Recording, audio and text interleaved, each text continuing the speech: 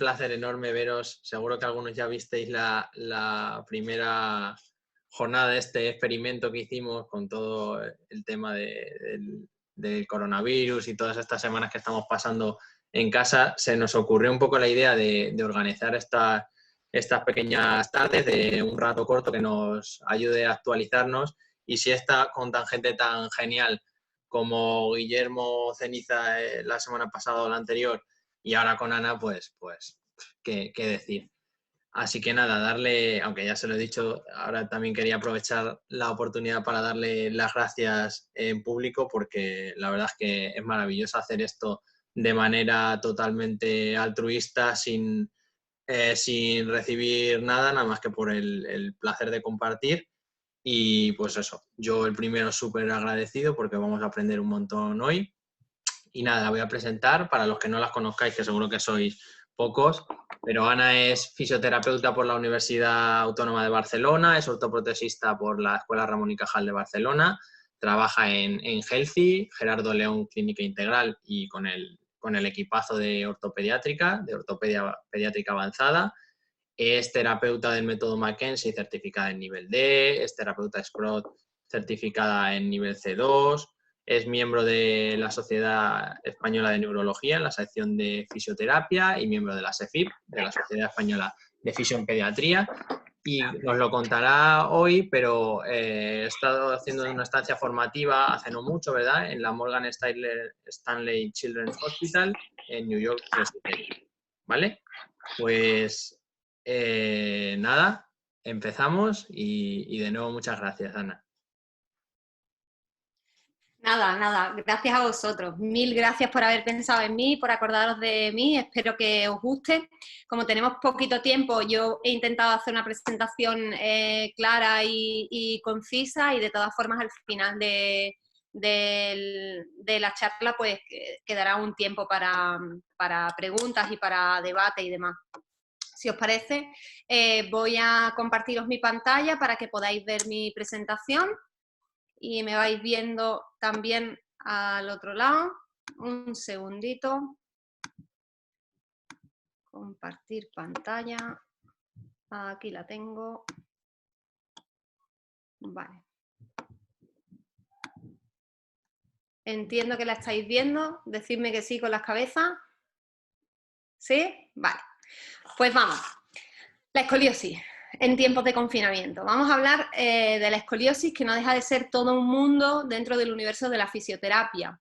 Es difícil hablar de escoliosis en tan poco tiempo, y también se me hace un poco raro hablar de escoliosis al ordenador, aunque os veo por ahí las carillas, pero se me hace un poco raro porque estoy acostumbrada a teneros a todos delante.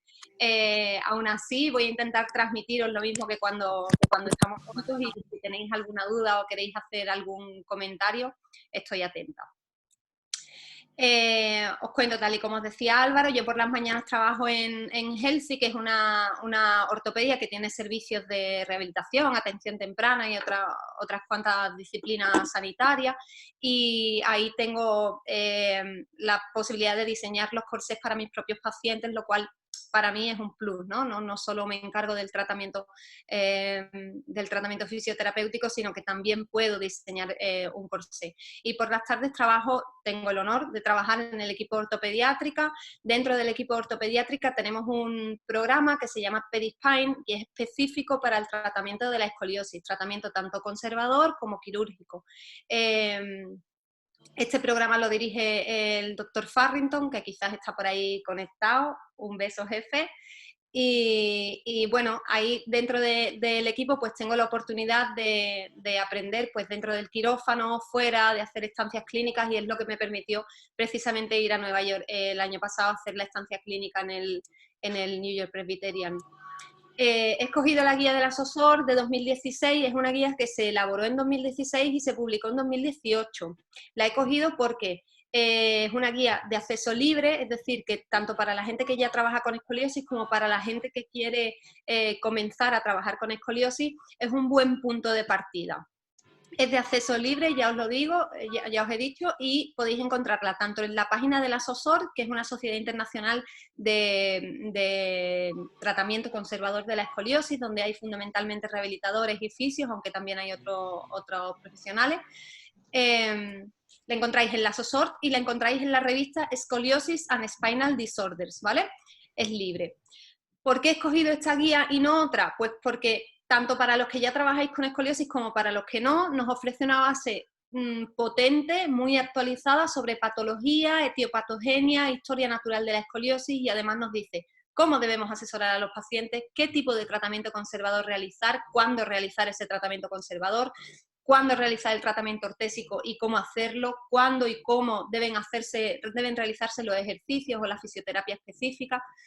Y nos dice la SOSOR, entrando ya, vamos al lío, que las indicaciones del tratamiento conservador de la escoliosis durante el crecimiento, esto es un detalle importante, el tratamiento conservador está indicado en actitud escoliótica, escoliosis idiopática del adolescente, escoliosis de inicio temprano, que veréis en la bibliografía como EOS, Early Onset Scoliosis, escoliosis neuromuscular y tratamiento pre- y postquirúrgico.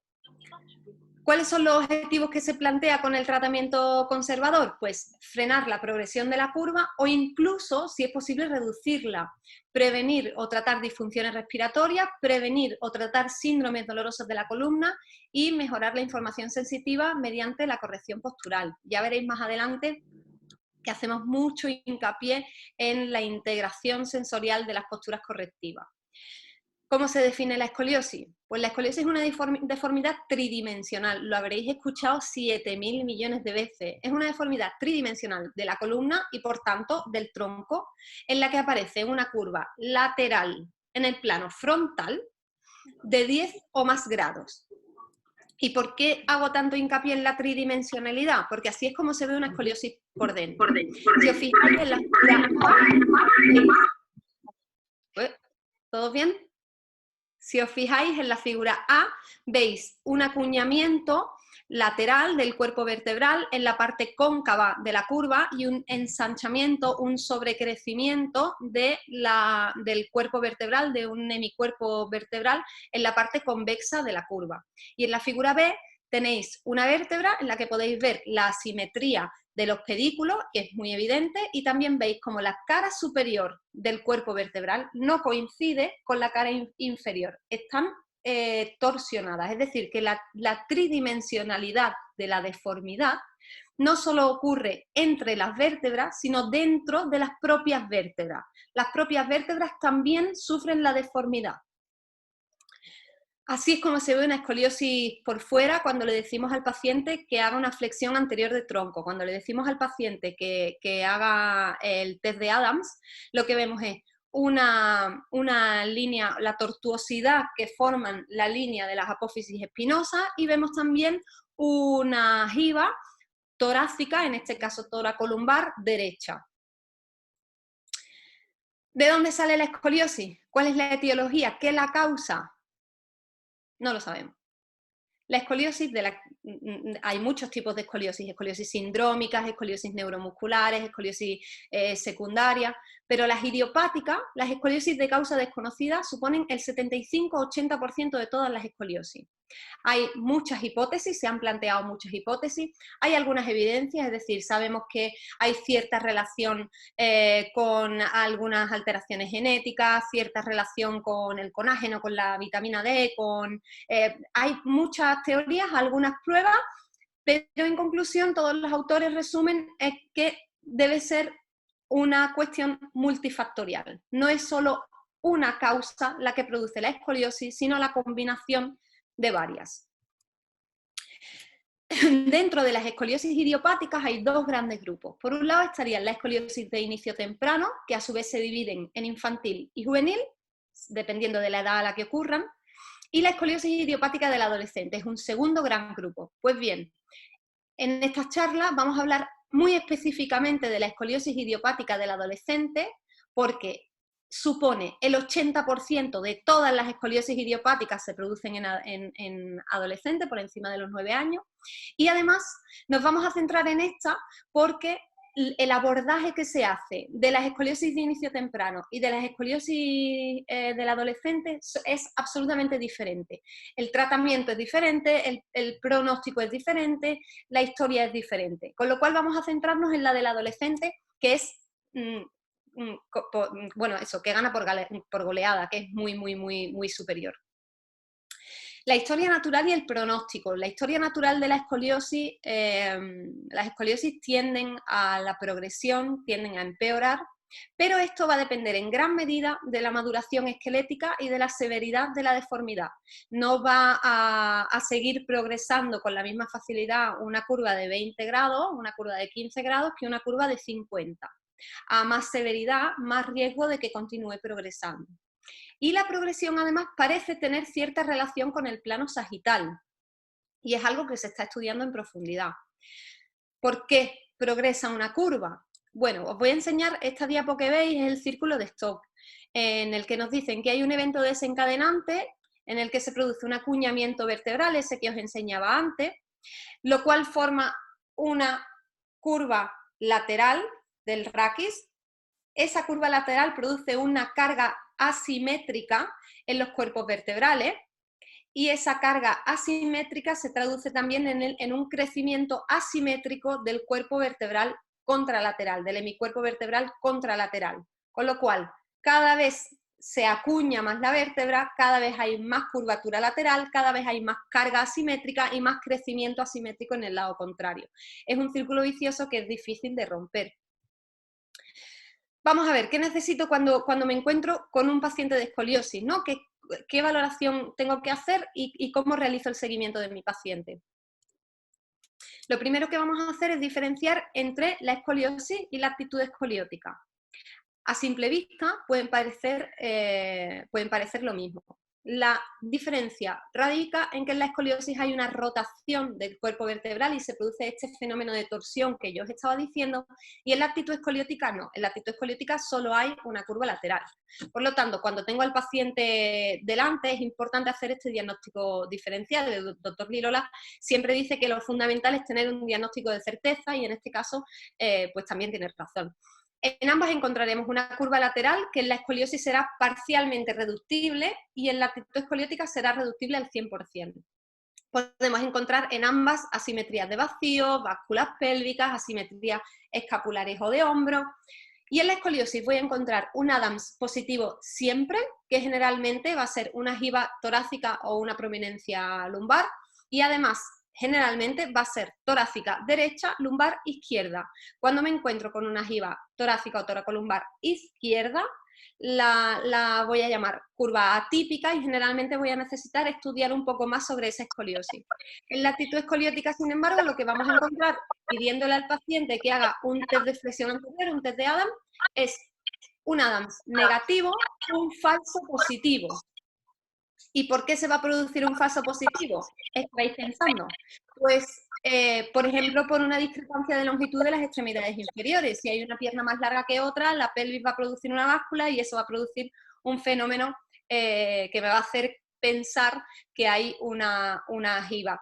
Pero cuando coloco al paciente en prono, cuando el paciente tiene una escoliosis real, como hay una rotación de sus vértebras, esa jiba se va a mantener y sin embargo en la actitud escoliótica esa jiba va a desaparecer, o cuando elimino la causa que estaba produciendo esa jiba, ¿vale?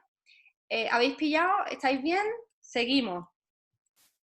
La línea de plomada. ¿Para qué me sirve tener una plomada en consulta? Pues me va a servir para visualizar la posición en la que se encuentra cada bloque del cuerpo. Es decir, respecto a C7, que es donde yo voy a colocar la plomada, el principio de la plomada, voy a poder observar respecto a esa línea dónde se encuentra el bloque torácico, dónde se encuentra el bloque lumbar, dónde se encuentra el bloque pélvico. Y me va a permitir saber si es una curva que está equilibrada o no, o si está más o menos equilibrada o desequilibrada. A más desequilibrio en el cuerpo, más riesgo de progresión. La plomada no es mesurable, no es objetivable, o difícilmente mesurable, pero sí es clínicamente muy útil. Yo la utilizo mucho para ayudarme a clasificar a los pacientes y a obtener más información sobre su cuerpo. Igual que el escoliómetro.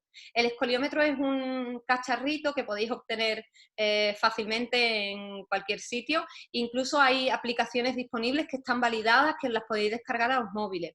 El escoliómetro me permite detectar, bueno, permite medir los grados de rotación que tiene la curva, aunque no es muy, ¿cómo se dice? Muy preciso, pero me va a permitir detectar los grados de rotación y me va a permitir realizar un seguimiento clínico que quizás ahorra una dosis de radiación al paciente. Es decir, si en las consultas y en mis revisiones periódicas no hay un cambio evidente, quizás no es necesario radiar a ese paciente para volver a medir su curva. Sin embargo, si yo tengo un paciente, imaginaos, los pacientes míos van a revisión con el doctor cada 4 o 6 meses. Si yo tengo un paciente que tuvo una revisión el mes pasado, le faltan 5 meses para su próxima revisión y de repente yo veo que el escoliómetro antes marcaba 5 grados y ahora marca 15, eso es un cambio relevante y voy a decirle a mi paciente que tiene que volver al médico, que adelante su cita con el médico porque es muy posible que esa curva esté progresando. No es una herramienta con una gran fiabilidad, ni tampoco una herramienta diagnóstica en sí, pero volvemos a lo de antes. Me aporta información sobre el cuerpo del paciente. En la clínica es una herramienta útil. La radiografía, que es como la complementaria estrella en la escoliosis, ¿no? La radiografía se usa para confirmar los hallazgos clínicos, como todas las pruebas complementarias. En seguimiento se realizan cada 4 o 6 meses más o menos y en los pacientes que tienen corsé se hacen radiografías sin corsé desde la noche antes. No nos valen las radiografías que traen los pacientes cada 6 meses con el corsé puesto, porque claro, obviamente si el corsé está puesto, la escoliosis se mantiene tal y como el corsé marca. Necesitamos radiografía sin corsé desde la noche antes para poder conocer la situación real de esa curva. Es fundamental reducir al mínimo las radiografías y que no se hagan si no son estrictamente necesarias. Hay que hacer radiografías cuando hay cambios clínicos en las revisiones, cuando hay cambios relevantes en la revisión clínica, si no, no son necesarias. ¿Qué tipo de radiografías? Pues se hacen telemetría de pie con una proyección póstero-anterior, es decir, de detrás adelante. ¿Por qué hacemos proyecciones póstero-anteriores? Pues por dos motivos, para irradiar menos los órganos y para tener mejor visibilidad de la curva. ¿Para qué más me sirve la radiografía? Pues, por ejemplo, cuando a un paciente le ponemos un corsé nuevo, tengo que medir de alguna manera la eficacia de ese corsé. Entonces, cuando el paciente lleva un mes usando su corsé nuevo, se le hace una única radiografía con corsé para medir el porcentaje de corrección, que tiene que ser superior al 30% para que estemos tranquilos de que el corsé está funcionando. Después, las revisiones, las radiografías de revisión, repito, se hacen sin corsé desde la noche anterior y solo se hacen radiografías con corsé en cada cambio de corsé, ¿vale? ¿Para qué sirve una radiografía? Pues para medir el ángulo de Cobb, que son los grados esos que veréis en los informes, radiografía torácica derecha, lumbar izquierda, 36 grados Cobb. Vale, ahora os enseño cómo se mide el ángulo de Cobb. Me sirve también la radiografía para conocer la magnitud, la severidad de una curva y la localización de la misma, cuáles son las vértebras límites, superiores, inferiores, cuál es la vértebra apical, la que está más rotada. Me va a servir la radiografía también para conocer el equilibrio desde T1 hasta la base del sacro, que es importante, para clasificar las escoliosis dentro de uno de los grupos de clasificación de Lenke que se utiliza para cirugía o para la clasificación de Rigo, que es la que utilizamos nosotros en el tratamiento conservador y de la que se habla en la guía que estamos hablando. ¿Cómo se mide una escoliosis? ¿Cómo se mide el ángulo de Cobb? Pues buscamos en una curva la vértebra límite superior, la carilla superior del cuerpo vertebral y la vértebra límite inferior, la carilla inferior de esa vértebra límite inferior. Se traza un ángulo y ese ángulo es el grado Cobb, ¿vale? El grado Cobb no es lo más importante cuando estamos hablando de la escoliosis, pero sí es un dato que nos permite hacer un seguimiento objetivo de las mismas. Es decir, ¿qué quiero decir con este comentario? Pues que tenemos curvas que tienen muchos grados COP pero muy poca rotación, o curvas que tienen mucha rotación con muy pocos grados COP. Nos van a preocupar más las que tengan más rotación que no las que tengan tantos grados COP, ¿vale? El tratamiento ortésico. Dentro del tratamiento ortésico quería destacar dos estudios que también son libres y los encontraréis por internet y que marcaron un antes y un después, ¿no? en el tratamiento ortésico de la escoliosis. Por un lado está el estudio BRACE de Weinstein. Este estudio tiene un nivel de evidencia 2 y un nivel de recomendación A, es decir, que es extremadamente recomendable el uso de los corsés en el tratamiento conservador de la escoliosis. De hecho, el uso del corsé es la base del tratamiento conservador. No lo es la escoliosis, sí el uso del corsé. Este estudio, de hecho, se tuvo que parar porque era un estudio doble ciego y había un grupo que no tenía tratamiento, que estaba en observación, y un grupo que estaba siendo tratado con un corsé tipo Boston alto, un corsé toracolumbo-sacro. Pues bien, el grupo que no estaba recibiendo tratamiento tuvo un empeoramiento brutal respecto al grupo que sí estaba siendo tratado con órtesis, con lo cual el comité ético decidió parar el estudio porque no era ético que hubiera un grupo sin tratar, conociendo los buenos resultados que estaba dando el tratamiento. Por otro lado, hay un estudio que se llama Bracing for Scoliosis, State of the Art, y este estudio es algo así, dice algo así como: sabiendo lo que sabemos hasta ahora, lo mejor que podemos hacer para tratar con ortesis una escoliosis es usar corsés tridimensionales diseñados digitalmente, usar los corsés en una ventana de entre 16 y 18 horas, colocarlo en todas las curvas por encima de 25 grados y por debajo de un Reiser 4 o un Sanders 7. ¿Y qué es eso del Reiser y del Sanders? Seguro que os acordáis, pero bueno, por si acaso. Aquí tenéis una gráfica de cómo funcionan los corsés, que nos enseña que la eficacia del corsé es directamente proporcional al número de horas que se usa. Cuantas más horas se usa, mejores resultados da. Pero la ventana donde comienza a aplanarse la curva, ahora que hablamos estos días que hablamos tanto de curva, la curva va creciendo cuantas más horas se usa el corsé y llega un momento en el que se está aplanando. Ese momento en el que se está aplanando es la ventana de 16-18 horas, ¿vale? No es necesario usarlo más de 18 horas, pero no es recomendable usarlo por debajo de 16. Y os he dicho antes, se pueden poner corsés siempre que haya un Reiser por debajo de 4 o un Sanders por debajo de 7. Vale, estas son escalas de maduración esquelética que nos dicen cuánto crecimiento remanente hay en el niño, ¿no? O cuánto le queda por crecer a esa columna. Cuanto más tiempo quede por crecer o cuanto más vaya a crecer esa columna previsiblemente, más puede empeorar la curva, con lo cual es un dato muy importante para nosotros. El Reiser se mide en los ilíacos, en las crestas ilíacas, y es una escala de 0 a 5. 5 es cuando ha concluido la osificación del cartílago y 0 es cuando todavía no ha comenzado. Y Sanders mide lo mismo, es un signo clínico, mide la osificación de los cartílagos de la mano, pero tiene 7 estadios. Lo más habitual dentro de los informes y de los pacientes que veáis es que os deriven al paciente indicándoos el Reiser que tiene. Nosotros, sin embargo, no nos guiamos por el Reiser, sino por el Sanders, porque el Sanders parece ser más preciso a la hora de decir cuál es el crecimiento remanente de un paciente. De hecho, en New York Presbyterian, el hospital donde nosotros hicimos esta estancia clínica y que seguimos muy de cerca porque tienen un programa muy, muy, muy potente de escoliosis y que a nosotros nos sirve de referente, ellos sacaron unas conclusiones en un estudio hace relativamente poco que decía que el signo de Reiser sobreestima la madurez esquelética y que no debería usarse para determinar la madurez ni guiar las opciones de tratamiento. Encontraron que el 21,8% de los pacientes que parecían esqueléticamente maduros con el Reiser realmente no lo eran. Y teniendo en cuenta esto, ellos dicen, oye, es que si esto es así, 1 de cada 5 pacientes está siendo infratratado. Porque Riser muestra un paciente que es maduro, pero realmente está en un pico de crecimiento, con lo cual hay 1 de cada 5 pacientes que estamos tratando por debajo de lo que deberíamos, ¿vale?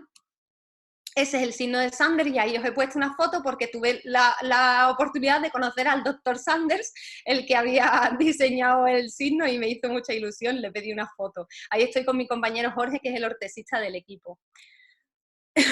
Tenemos unas tablas de progresión porque los pacientes siempre suelen preguntar, pero va a empeorar, y cuando le quite el corsé, ¿seguro que esa curva no va a progresar? ¿O seguro que es necesario ponerme el corsé en pacientes adolescentes, tal, que quizá no es la noticia más agradable cuando les decimos que tienen que ponerse un corsé? Pues bien, aquí tenéis una tabla de progresión de los grados COP, que lo veis en vertical a la izquierda, y los estadios de Sanders.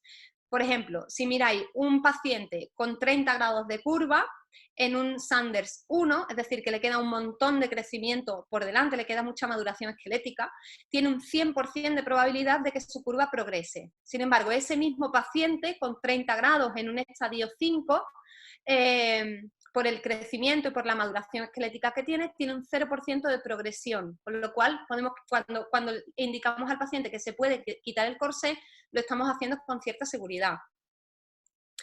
Lo habitual es que no os encontréis que os indiquen el signo de Sanders, sino el de Riser. Entonces os he puesto también unas tablillas, aquí unas diapos, con el riesgo de progresión dependiendo de la edad y de los grados de sus curvas, y el riesgo de progresión dependiendo de los grados de su curva y del signo de Riser. No me quiero entretener mucho para no ocupar espacio, porque como además esto se va a quedar grabado, después le echáis un vistazo más en profundidad. Viene a decir que cuanto más pequeño es el paciente y más grande es su curva, más riesgo de progresión, ¿no? Ese sería el resumen.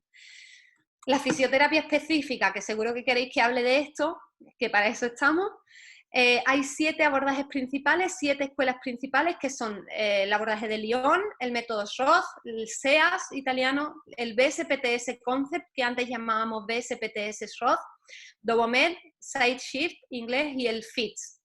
La guía dice que estas son las 7 disciplinas de la fisioterapia que han conseguido demostrar eficacia frenando la progresión o que ofrece beneficios respecto a los riesgos.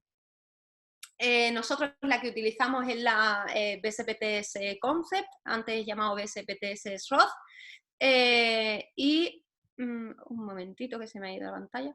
Vale. Y lo utilizamos tanto en grupo como individual, y lo usamos también tanto para la fisioterapia conservadora como para la preparación prequirúrgica o el tratamiento postquirúrgico. Dentro de la guía os he hecho un resumen de las recomendaciones que nos hacen según el nivel de evidencia. El A es extremadamente recomendable, el B es recomendable, el C es ni recomendable ni desaconsejable, y D y E son desaconsejables o sin evidencia. Para los corsés tenemos 2 recomendaciones de tipo A y una de tipo A para la promoción de la salud, para la educación del paciente. Y estrategias recomendables de tipo B, tenemos 20 para los corsés, 7 para la fisioterapia específica, 2 para el tratamiento con corsé y postquirúrgico, 1 para la fisiorrespiratoria, 3 para el deporte y 6 para la promoción de la salud. Es decir, es difícil que en fisioterapia encontremos una evidencia sólida, y es difícil que encontremos recomendaciones de tipo A y B. Con lo cual, bueno, estamos tranquilos de que lo que estamos haciendo realmente lo estamos haciendo bien.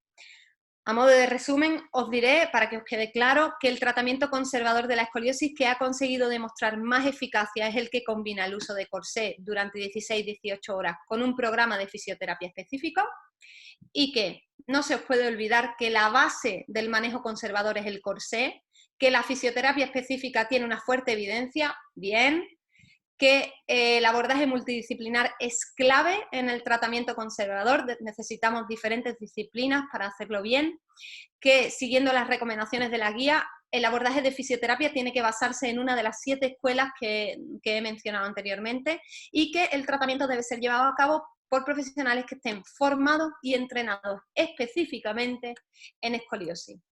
Aquí tenéis cómo encontrarme y ya está, he terminado. Podéis discutir, hablar, lo que queráis, que yo estoy encantada. Gracias por haber escuchado el tocho, ¿eh? Bueno, madre mía, ponían por aquí super Ana, pero super Ana de verdad, ¿eh?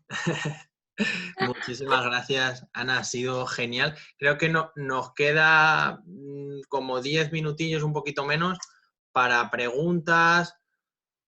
¿Alguien que quiera comentar algo? Solo tenéis que desactivar Vale, el micrófono y yo me callo ya.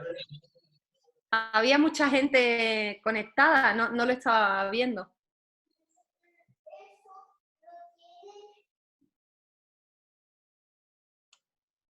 A ver...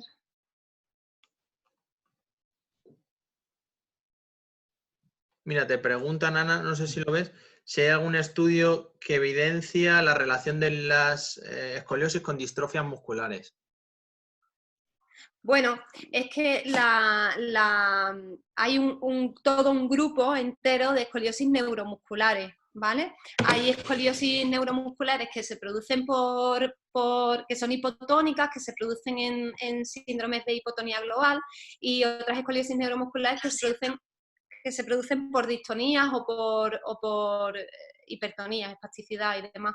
Pero esas escoliosis forman su propio grupo y tienen un tratamiento, una historia natural, un pronóstico, un tal absolutamente diferente de las escoliosis idiopáticas que acabamos de hablar. Es otra entidad. Vale. María del Carmen te pregunta también si hay hay evidencia de la eficacia del uso del corsé en escoliosis por PCI, por parálisis cerebral. Pues me encantaría deciros que sí, pero no. O no mucha, o no sólida, no solvente, no es muy potente. Sí hay evidencia de que el uso de corsés en parálisis cerebral mejora la sedestación, mejora la interrelación con el medio, que permite la verticalización, ayuda en muchos otros aspectos, pero aún no hemos conseguido que los corsés frenen la progresión de las escoliosis neuromusculares o la escoliosis en parálisis cerebral. Ya os digo, son entidades completamente diferentes y la evidencia que tenemos hasta ahora nos habla de la ayuda para la sedestación, para el control postural y demás, pero no, la eficacia del corsé en una escoliosis idiopática no tiene nada que ver con la eficacia del corsé en una escoliosis neuromuscular. Te ¿Qué más pregunto, tenemos? por ejemplo, Sara, en pacientes adultos con enfermedad neurodegenerativa, por ejemplo, el Parkinson, ¿también el tratamiento sería corsé más fisio? No, el corsé se utiliza cuando hay un riesgo de progresión, cuando los beneficios superan a los riesgos. En los pacientes adultos generalmente las curvas no progresan, o si progresan es porque han llegado a un rango quirúrgico. Entonces el corsé, no, salvo casos muy concretos, escoliosis dolosas del adulto, pero son todas indicaciones muy personalizadas. En principio los corsés no tienen indicación para adultos. Por norma general, quiero decir. Laura Rosales te pregunta, ¿qué nos queda cuando el peque no es colaborador? Antes de corsé, evitar la progresión de una actitud cifótica o un pronóstico de escoliosis. A ver, ¿me lo puedes repetir, Álvaro? ¿Qué nos queda cuando el peque no es colaborador? Antes de corsé, evitar la progresión de una actitud cifótica o un pronóstico de escoliosis.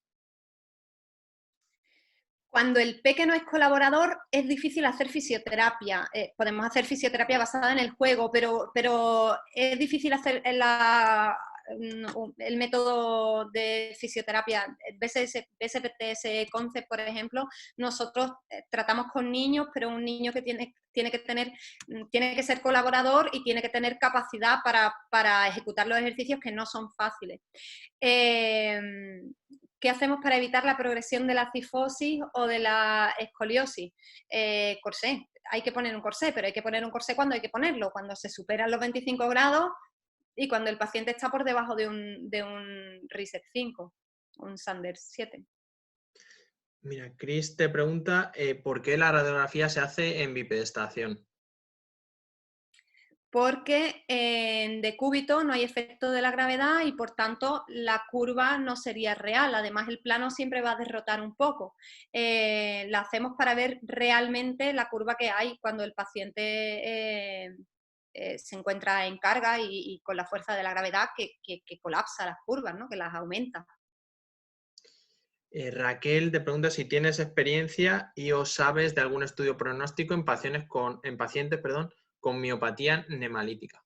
Nemalínica, perdón. Nemalínica. Sí, hace poco justo estuvimos en un encuentro de familias con miopatía nemalínica y hicimos una charla ahí sobre escoliosis. Estas escoliosis son muy severas, son de difícil tratamiento y habitualmente se tratan de forma quirúrgica, aunque primero se intenta siempre con tratamiento conservador, pero bueno, son escoliosis muy severas y no son fáciles de tratar porque además hablamos de pacientes que tienen de base muchas otras alteraciones en muchos otros sistemas y entonces, bueno, son complicadas. Sí tenemos pacientes con miopatía nemalínica y de cabeza no sabría decirte ahora mismo ningún estudio, pero puedo echar un vistazo de la última charla que hicimos por si hay alguno de referencia que te pueda servir. Inesu pone, tengo un niño de 8 años operado 4 veces en la FE de Valencia y actualmente tiene barras de crecimiento, una de ellas abiertas por la parte inferior. ¿Qué tipo de terapia de las que has dicho sería la más aconsejada para este caso? No sé muy bien a qué se refiere Inesu cuando dice una de ellas abierta por la parte inferior. ¿Quiere decir que ha salido, que ha protuido y ha salido? O sea, que tiene una úlcera, o quiere decir que no ha llegado a la pelvis. No sé muy bien a qué se refiere. Pero con un niño de 8 años entiendo que si se ha operado 4 veces debe tener una escoliosis muy severa. Entiendo que quizás es una escoliosis neuromuscular. Quizás, hablando un poco ahí a lo loco. Ha puesto, Yo no se haría... me han cerrado por evitar una operación más. Ah, vale, ahora lo entiendo. Ahora lo entiendo. Sí. Es complicado, esa pregunta es muy complicada. Es complicado hacer un tratamiento de fisioterapia postquirúrgico en un paciente de esas características, pero yo sí que me centraría mucho en la respiración. ¿Cuál de los métodos que yo he dicho sería el más aconsejable? Pues yo quizás te recomendaría el que yo uso, el BSPTS Concept, pero porque es en el que tengo más manejo. Desconozco si en los otros abordajes hay algo más específico para este tipo de situaciones. Yo me centraría mucho en la respiración, en la autoelongación, ejercicios muy suaves, mantenimiento y el control del dolor, por supuesto. Y vamos a hacer un par más. Mira, te pone, ¿a partir de qué edad se podría poner el corsé en un niño? ¿Cuánto tiempo intentar con tratamiento conservador puro de fisioterapia? ¿Hay grados para la infancia? ¿Hay estudios al respecto? Muchas preguntas. Sí, muchas preguntas. Hay mucha bibliografía al respecto de la escoliosis de inicio temprano. No se trata de a partir de qué edad, sino de cuántos grados y de riesgo-beneficio. Hay un periodo en el que las escoliosis de inicio temprano se pueden tratar con corsés de yeso, con corsés seriados. Hay otro periodo en el que no está indicado. No se trata de la edad, sino de los grados. Se pueden poner corsés a partir de 25 grados. El tratamiento conservador puro de fisioterapia se puede hacer siempre y cuando no se alcancen esos 25 grados, porque cuando llegamos a los 25 grados la indicación es poner un corsé. Sí hay muchos estudios al respecto de la escoliosis de inicio temprano. Tienen más información en la página web de la SRS y de la SOSORT. Y lo encontrarás como EOS, Early Onset Scoliosis. Y Vicky pregunta, ¿en patología de origen genético, agenesias de costillas y músculos, hay alguna evidencia o contraindicación del uso de corsé? No lo sé, Vicky. no lo sé. En el caso de agenesias de costillas y de músculos, no desconozco si hay evidencia del uso de corsé. Sí te puedo decir que en la escoliosis, en el grupo de escoliosis genética, también se utiliza el corsé, pero en el caso de agenesias y demás, desconozco si hay evidencia o no. Hay una pregunta de María del Carmen Ponce que me ha gustado y que quiero mencionar, que dice: muchas gracias, tengo entendido que en el síndrome de Rett el corsé está incluso contraindicado por la atrofia de musculatura de tronco. ¿Es así? No. La escoliosis de Rett, el síndrome de Rett, la escoliosis que se asocia al síndrome de Rett suele ser muy agresiva, no es fácil de tratar y sí se usa corsés porque el riesgo-beneficio, volvemos a lo mismo, el riesgo-beneficio, bueno, tenemos que poner corsés. No siempre, ¿eh? Estas cosas que digo son muy individualizadas y muy... No hay un... no quiero generalizar mucho, ¿eh? Mira, y voy con la última porque de momento Zoom nos está dejando, pero no sé si en algún momento se nos cortará. Vale. Gabri pone, dentro de esas 16-18 horas que comentabas del uso de corsé, ¿es preferible elegirlas mayormente nocturnas o diurnas? Nos da igual. Es verdad que el corsé no es un tratamiento fácil de llevar, que a ninguna niña le suele hacer gracia que le digamos que pongamos el corsé. Así que nosotros lo que solemos hacer con nuestros pacientes es hacer un trato con ellos y decir, te lo tienes que poner 16-18 horas, tú eliges cuándo, ¿vale? Porque lo que se ha demostrado no es que sea más eficaz durante el día o durante la noche, sino que el uso continuado dentro de esa ventana es lo que demuestra eficacia. Vale.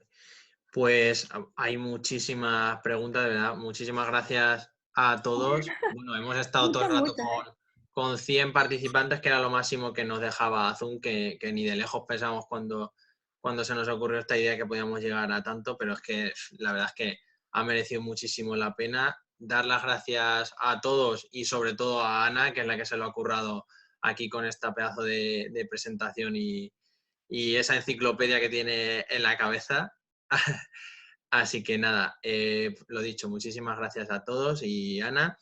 Como os hemos comentado, se quedará grabado, ¿vale?, en YouTube. Y como había muchísimas preguntas, de verdad que lo sentimos, pero como no sé cuándo se va a cortar, a través del grupo de Facebook o en YouTube podéis ponerlas ahí y así Ana también nos puede contestar, ¿vale? Muchas gracias a todos. Pasad buena tarde.